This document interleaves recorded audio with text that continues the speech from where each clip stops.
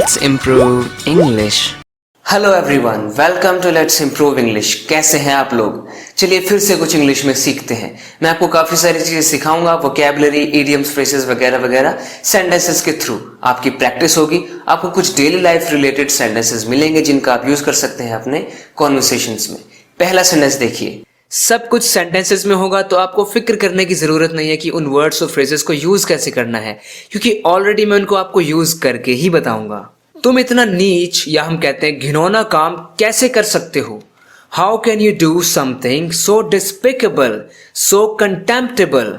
तुम इतना खराब काम, इतना नीच काम, इतना बेकार काम कैसे कर सकते हो? How can you do something so despicable या फिर कंटेम्प्टेबल। सो डिस्पिकेबल या कंटेम्प्टेबल का मतलब होता है ऐसा काम जो घृणा लायक है, बहुत हेटफुल है, बहुत बेकार है, जिसको देखकर लोगों को आपसे घृणा हो जाए, वैसा काम। डिस्पिकेबल, कोई पर्सन डिस्पिकेबल हो सकता है, आपका कोई एक्शन डिस्पिकेबल हो सकता है। देखिए अगला एग्जाम्पल, मुझे नहीं लगता कि वो इतना नीच काम कर सकता है। I don't think that he can do something so despicable. मुझे नहीं लगता कि वो ऐसा कुछ कर सकता है जो इतना डिस्पिकेबल हो। एक्चुअली में जब आपके सामने वो बात हो रही है कि ऐसा कुछ है, उसके लिए फिर हम यहाँ पे सो लगाते हैं, नहीं तो हम सो नहीं लगा सकते। सो का मतलब है इतना, यानी इतना डिस्पिकेबल। मुझे नहीं लगता कि वो कुछ ऐसा कर सकता है जो कि इतना डिस्पिकेबल हो, इतना खराब, इतना नीच, इतना घिनौना हो। I don't think that he can do something so despicable. वो अपने घर को बेचने की हद तक चला गया, वो उसके खिलाफ शिकायत दर्ज करने की हद तक चला गया। ऐसे हम कैसे कह सकते हैं इंग्लिश में? हम कहेंगे he went as far as to sell his house. मुझे पता है आपने ऐसे सेंटेंस जरूर सुने होंगे, as far as I am concerned, as far as the weather is concerned. लेकिन यहाँ पर एज फार एज को ऐसे भी यूज कर सकते हैं। क्या आपने देखा था? He went as far as to sell his house, यानी वो घर बेचने की हद तक चला गया, वो इतना दूर चला गया कि उसने अपना घर बेच दिया। दूसरा एग्जाम्पल, उसके खिलाफ शिकायत दर्ज करने की हद तक चला गया। He went as far as to file a case against him, file a complaint against him, यानी उसके खिलाफ उसने कंप्लेंट कर दी। So he went as far as to do something। हम इस बात पर इंसिस्ट कर रहे हैं, एम्फसाइज कर रहे हैं कि वो इस हद तक चला गया, इतना दूर तक चला गया कि उसने ऐसा कर दिया। He went as far as to abuse him, he went as far as to deceive him। इतनी दूर चला गया, इस हद तक चला गया कि उसने उसको धोखा दे दिया।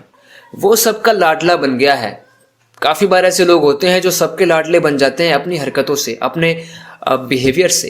ही will endear himself to everyone. So endear एक ट्रांजिटिव वर्ब है। इंडियर किसको किया गया?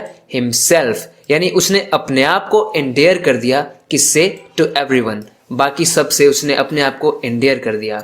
I think I have discussed this word in one of my previous videos. उसके विनम्र व्यवहार ने उसको सबका लाडला बना दिया है। His polite behavior has endeared him to everyone। यानी कि यहाँ पर endear किसने किया? उसके behavior ने, यानी उसका जो polite behavior है उसने endear किया। किसको endear किया? Him, यानी उसको endear किया to everyone, यानी सबसे, सबका प्यारा बना दिया, सबका लाडला बना दिया। उसके polite behavior ने उसको, उसके विनम्र व्यवहार ने सबसे बड़ा बन बन के बात करता है, सब का लाडला बन जाता है वो। सो इंडियर कर देता है।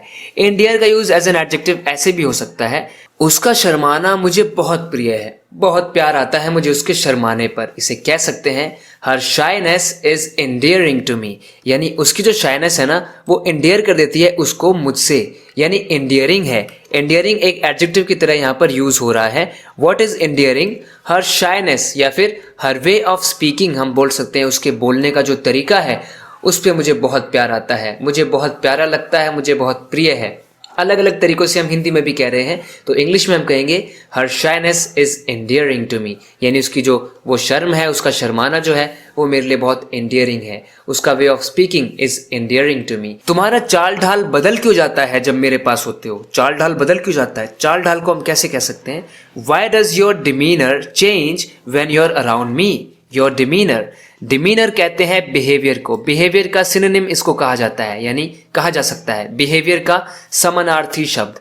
Y does your demeanour change, यानी आपका डिमीनर चेंज क्यों जाता है, यानी आपका चाल चलन, चाल ढाल, तरीका, व्यवहार कैसे बदल जाता है, क्यों बदल जाता है? When I am around, when you are around me, जब तुम मेरे आसपास होते हो। और एग्जाम्पल्स में इस वर्ड को देखिए, जब वो ज्यादा पी लेता है तो उसके चाल ढाल बदल जाते हैं। हम कह रहे हैं जब वो ज्यादा पी लेता है ना तो उसका चाल चलन, उसके चाल ढाल बदल जाते हैं, उसका डिमीनर चेंज हो जाता है।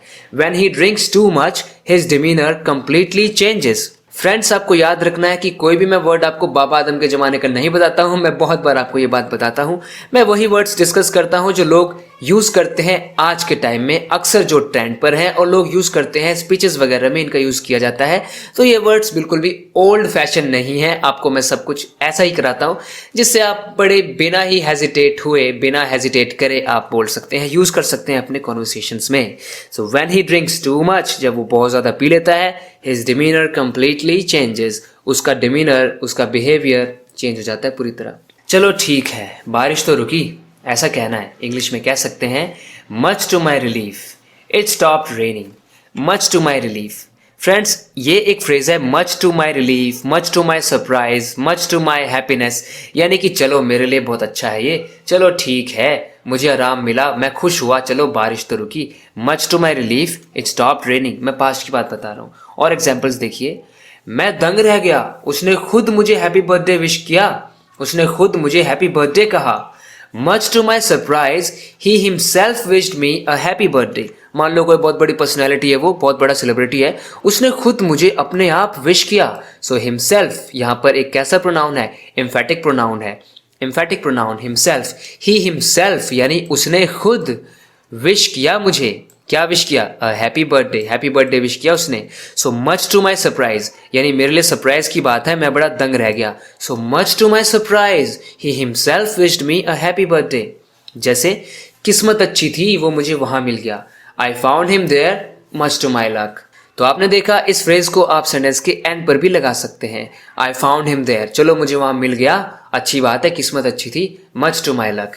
इसको आप ऑर्डर चेंज भी कर सकते हैं, इसका आप बोल सकते हैं much to my luck I found him there. वैसे ही यहाँ पर ही himself wished me a happy birthday much to my surprise, लेकिन ज्यादा कॉमन है, इसका यूज स्टार्टिंग में ही किया जाता है, much to my surprise.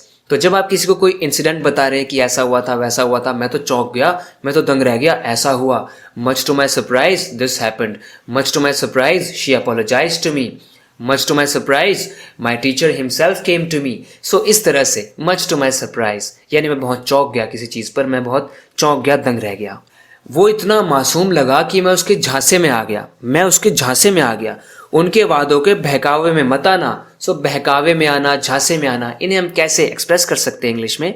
He seemed so innocent that I was taken in, I was taken in. So I was taken in का मतलब मैं झांसे में आ गया, मैं धोखा खा गया, ऐसा भी कहते हैं, मैं धोखा खा गया, उसने मुझे धोखा दे दिया, डिसीव कर दिया अपने लुक से, यानी वो बड़ा मासूम लग रहा था, मैं धोखा खा गया उसके लुक से। I was taken in, so actually में ये पैसिव है, I was taken in. If someone takes you in that means he deceives you और cheats you in some way. वैसे टेक इन के बहुत सारे मीनिंग हो सकते हैं, जैसे पहले और दूसरा एग्जाम्पल देखिए, उनके वादों के बहकावे में मत आना, don't be taken in by there promises, bye there promises यानी उनके वादों से, डोंट बी टेकन इन मत हो जाना। बी के साथ टेकन, वो आपकी थर्ड फॉर्म, ये भी पैसिव कंस्ट्रक्शन है, डोंट बी टेकन इन यानी टेकन इन मत हो जाना, उनके बहकावे में मत आ जाना। अब टेक इन का मतलब होता है किसी चीज को समझ लेना, जैसे यहाँ पर क्या तुम्हें कुछ समझ आया अभी तक? जैसे मैं किसी को कुछ समझा रहा हूँ, फिर मैं बोल रहा हूँ समझ आया कुछ? Have you taken anything in yet? So if you take something in that means you understand it. Have you taken anything in yet यानी अभी तक कुछ भी पल्ले पड़ा है, हम कहते हैं ना पल्ले पड़ना, तो उसे भी कहते हैं। So if you take in something that means आपके पल्ले पड़ जाती है, कोई चीज समझ में आ जाती है। टेक इन के और बहुत सारे मीनिंग्स हो सकते हैं, जैसे कि टेक इन मतलब किसी को अंदर ले लेना, जैसे it was raining and he was standing outside so we took him in, we took him in, हमने उसको अंदर ले लिया। तो इस तरह से लिटरली भी टेक इन का मीनिंग हो सकता है अंदर ले लेना। Like the police took him in for asking questions, यानी क्वेश्चंस पूछने के लिए पुलिस ने उसको अंदर ले लिया। अंदर ले लिया मतलब उनको अपने साथ ले गए, वो कुछ सवाल जवाब करने होंगे। So the police took him in, take की सेकंड फॉर्म टुक होती है। ये एक फ्रेजल वर्ब है, फ्रेजल वर्ब के अलग अलग मीनिंग हो सकते हैं, मैंने आपको बहुत कॉमन मीनिंग बता दिए हैं। फ्रेंड्स, उम्मीद करता हूँ आपको ये मेरी वीडियो पसंद आई होगी, मेरी मेहनत पसंद आई होगी, आपको काफी कुछ सीखने के लिए मिला होगा। अगर आपको सीखने के लिए मिला है और इस तरह की वीडियोस आप देखते रहना चाहते हैं तो आप जानते हैं मैं क्या कहने वाला हूँ, इस चैनल को सब्सक्राइब जरूर करना अगर आपने अभी तक नहीं किया है तो। ओके फ्रेंड्स, मिलते हैं नेक्स्ट वीडियो लेसन में, तब तक के लिए take care and bye bye.